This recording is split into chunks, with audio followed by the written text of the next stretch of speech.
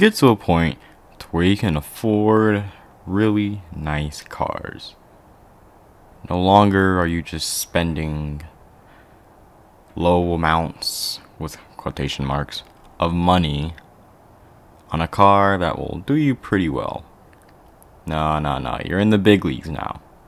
This is where you start pushing for exotics. You want unreliability. You want blistering performance. You want the neck breaker. And what better neck breaker than a Lamborghini?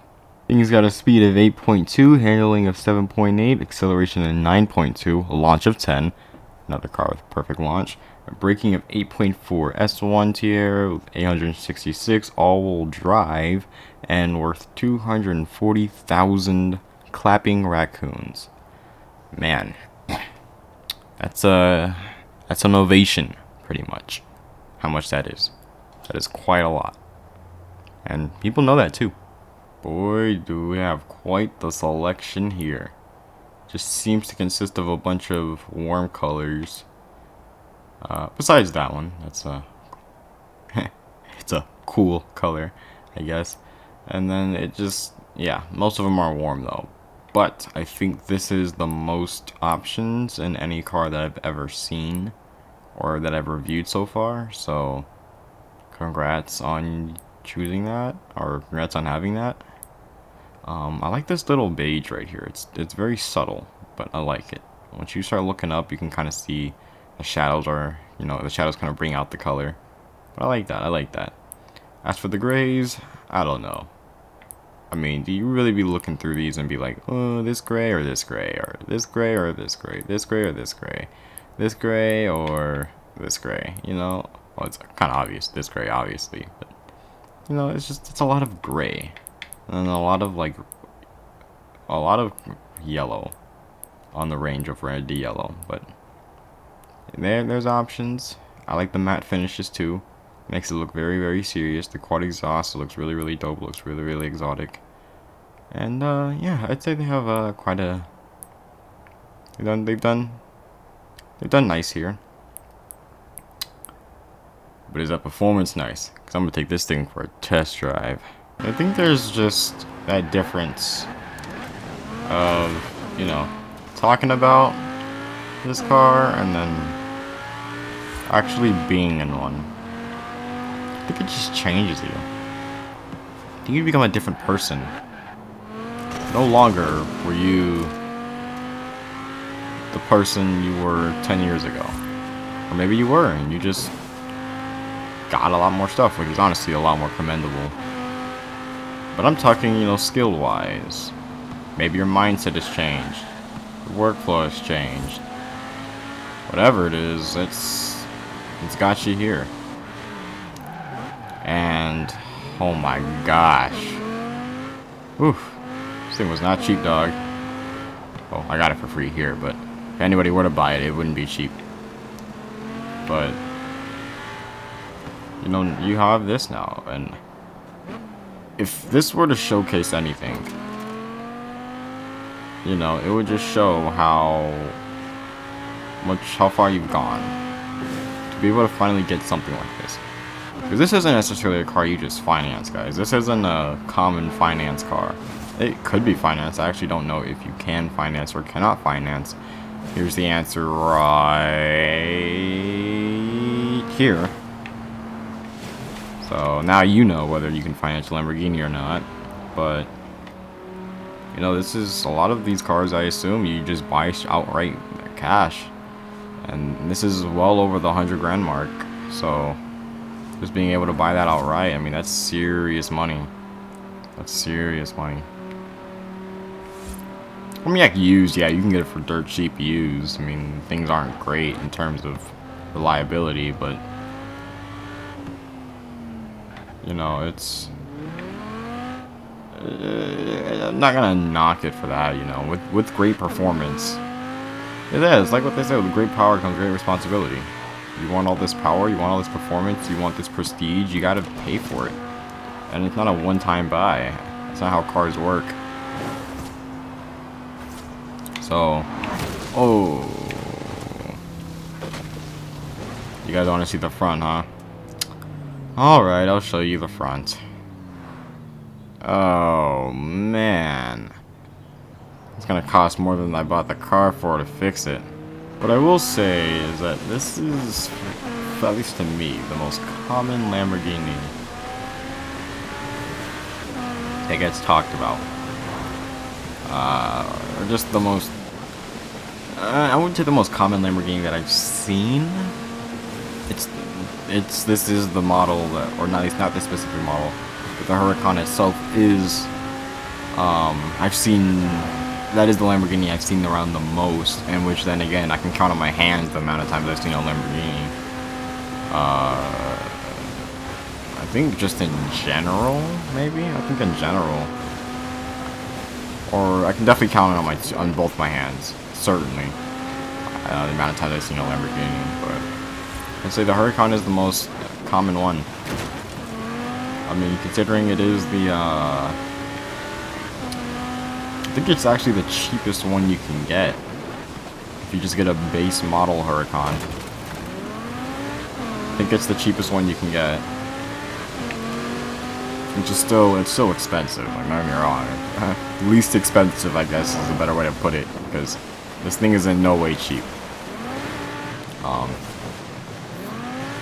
But I will say this is the most common one. I've seen around a lot of the games and stuff. I've seen them on TV, you know, like this. It's a good car though. It's like, I necessarily wouldn't say it's Lamborghini's bread and butter, but I mean it could be, but you know,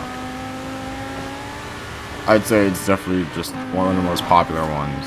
I mean, in terms of looks, it really helps. It really gives off the whole less is more type of thing.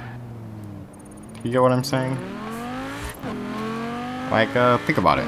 The taillights are small. The headlights are small. It shows off more of the futuristic design in a way. I don't know. I wouldn't say it's that futuristic. I'd say exotic. Exotic is a better word. It shows off more of an exotic look for the car. And it's just, it seems like everything is subtle where it needs to be. I mean, I've never heard a horn from a Lamborghini, so seems like your typical horn. What, do you expect it to say, "I'm richer than you," or something? Nah. It's not like that. Although I do wonder how many people are stuck up who own this car. How many people who own this car are stuck up snobs? Can't say that there aren't any. Can't say that there are. Well, I can say there are, definitely, but I don't know if that's, you know, the most or the minimal. It would make sense though, considering this fact this is, to my knowledge, the cheapest Lamborghini you can get. But then again, can't really make assumptions there. I'm pretty sure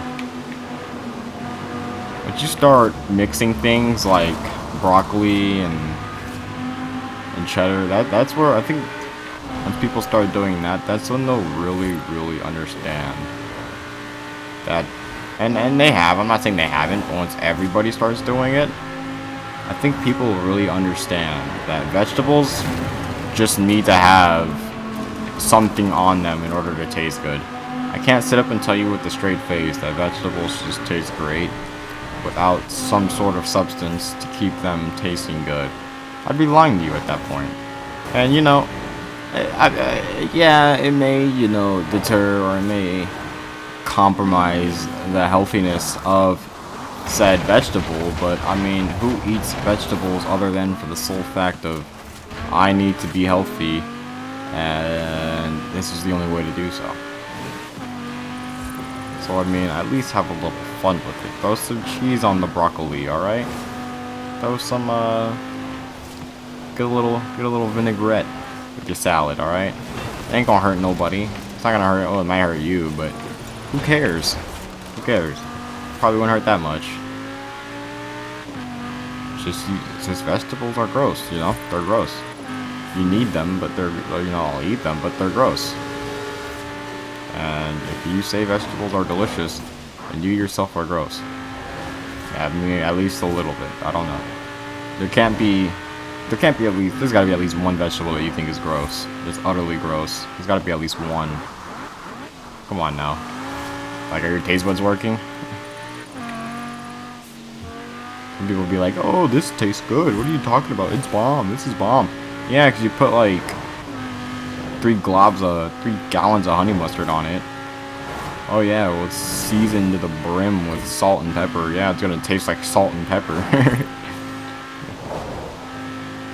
So I mean, yeah, I think a great content idea would be to take this on a road trip. Take a Lamborghini on a road trip. I'm pretty sure it's been done, but you know, who cares? If I haven't seen it, then it doesn't matter. But it'd be cool to see somebody take a high-performance supercar on a road trip. Going to be dropping the bag, but I mean, you better have money if you have a Lamborghini anyways. Ain't no way you need to be struggling owning a Lamborghini. So, I think it'd be interesting to see, you know, people taking this car on a road trip, seeing how it is, pros, cons, things that can be improved, things that are just as nice as having a different car or any other car. All I can really say is that gas is going to be tremendously high. Okay, this thing rocks 9 miles a gallon, dog. Yeah, you're at the gas station every week if you're using this as an everyday car. So just know that, yeah, just know that's happening. Don't expect to be saving on gas with this car. 9 miles a gallon and the premium, yeah, in the drain. But that drain is probably golden since, you know, you're rich. So I mean, you could take this thing on the snow. I just can't really guarantee that it'll survive. But and I guess it's possible. It's not like it's impossible to take the car, but I just wouldn't recommend putting it through snow or any types of water too. Because the car is just set naturally extremely low. It comes with so much horsepower and stuff already. I guess the horsepower wouldn't really make a difference. Unless you want to boost the car, which you can, but you need dough. You need mad dough to do that. But then again, you have mad dough because you have a Lamborghini, so I guess I really can't say anything there. We all know what this car is. We all know what this car is capable of. We all know the prestige, the price, the performance, everything about it. And we all can say one thing that we all can agree on too. We all know it's good.